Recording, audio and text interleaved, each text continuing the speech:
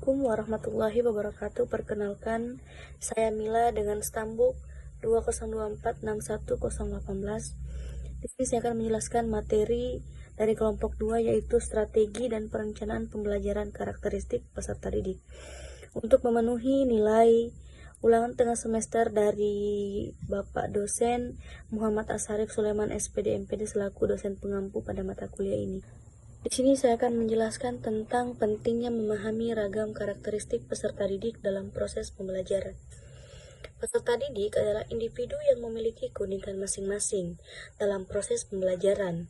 Keunikan tersebut perlu dipahami secara mendalam agar pendidik dapat merancang strategi yang sesuai dengan kebutuhan belajar mereka. Nah, ragam karakteristik peserta didik itu meliputi aspek fisik, intelektual, emosional, dan juga sosial dan budaya. Pemahaman terhadap aspek-aspek ini berkontribusi signifikan terhadap keberhasilan proses pembelajaran. Karakteristik individu mencakup gaya belajar, potensi intelektual, dan kepribadian. Menurut Fleming dan Mills, ada 3 kategori utama yang membagi gaya belajar siswa.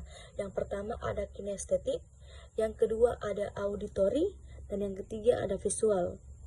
Sementara pembelajaran auditori lebih fokus pada informasi auditori, pembelajaran visual sering memahami informasi visual melalui gambar, diagram, ataupun grafik. Nah, di sisi lain, pembelajaran kinestetik itu merasa lebih nyaman saat mereka terlibat dalam aktivitas langsung atau praktik. Dengan memahami variasi gaya belajar ini, pendidik itu dapat menggunakan metode yang relevan agar materi pembelajaran dapat diserap secara optimal oleh setiap peserta didik. Pentingnya memahami gaya belajar dan potensi intelektual peserta didik, seperti yang dijelaskan oleh Fleming dan Mills tadi, serta Howard Gardner, terbukti membantu pendidik dalam memilih metode pembelajaran yang tepat. Pendekatan yang memperhatikan gaya belajar visual, auditori, dan kinestetik, serta penerapan teori kecerdasan majemuk telah menghasilkan proses pembelajaran yang lebih inklusif dan adaptif terhadap kebutuhan individu. Pemahaman karakteristik peserta didik itu menjadi fondasi dalam merancang pembelajaran yang efektif. Proses ini memerlukan analisis mendalam terhadap faktor-faktor seperti aspek fisik, aspek intelektual, aspek emosional, dan juga aspek sosial dan budaya.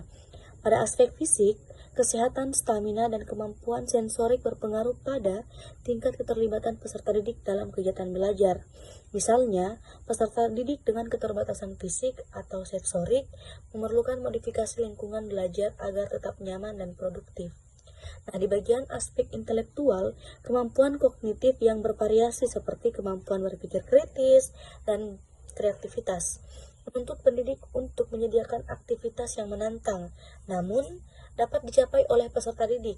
Teori kecerdasan majemuk Gardner itu memberikan pedoman untuk merancang pembelajaran berbasis kekuatan individu peserta didik. Nah, ada juga aspek emosional, yaitu emosi seperti percaya diri dan kemampuan mengelola stres mempengaruhi motivasi belajar.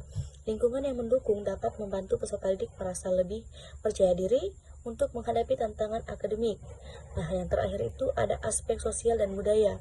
Peserta didik yang berasal dari latar belakang budaya yang berbeda seringkali membawa perspektif unik ke dalam proses pembelajaran. Pemahaman terhadap konteks sosial dan budaya mereka dapat meningkatkan rasa inklusi serta membangun hubungan interpersonal yang positif.